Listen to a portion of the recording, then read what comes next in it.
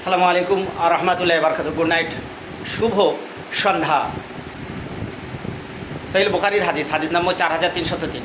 হযরত Abi Hurairah রাদিয়াল্লাহু আনহু থেকে বর্ণিত, তিনি বর্ণনা করেন যে নবী করিম সাল্লাল্লাহু আলাইহি ওয়াসাল্লাম বর্ণনা করিয়েছেন, যারা ধন সম্পদের জাকাত আদায় করে না তাদের জন্য কিয়ামতের দিন সেই ধন সম্পদগুলো বিষধর সাপে পরিণত হয়ে তাদেরকে দংশন করতে থাকবে। হাদিস সহিহ বুখারী। ব্যাখ্যা, নবী করিম সাল্লাল্লাহু যথার্থ বলেছেন, শতকরা 8 টাকা, হাজারে 25 টাকা, লাখে 2500 টাকা জাকাত দেওয়া লাগবে। আর রাষ্ট্রের পক্ষ থেকে অবশ্যই আপনারা ট্যাক্স আদায় করবেন।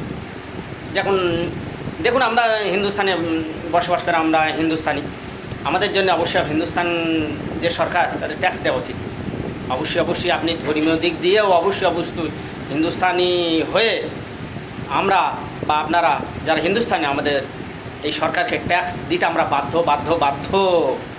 এটা আমার ধর্ম অবশ্যই বলে।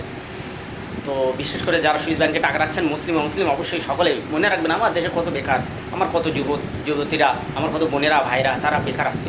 আজকে আমার সোনার গান্ধীর দেশ, সোনার নেহেরুর দেশ, সোনার নেতাজি, সোনার ভগৎ সিং, সোনার আশফাকুল্লাহ, সোনার সৈয়দ তিতুমির, সোনার মাতঙ্গিরি হাজরার দেশ, আজকে আমার দেশ, কত যুবতীর বেকার। আপনাদের চোখে জল পড়ে না?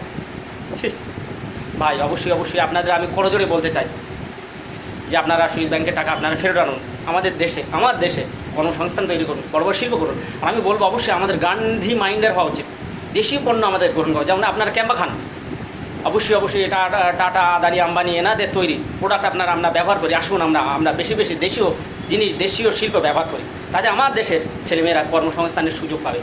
অবশ্যই আসুন, আমরা হিন্দু মুসলিম নয়, আমরা ভারতবাসী হিসেবে গড়ে তুলি, আর আমরা আমাদের নিজের এই মাইন্ডে তৈরি করি। জয় হিন্দ, হিন্দুস্তান জিন্দাবাদ।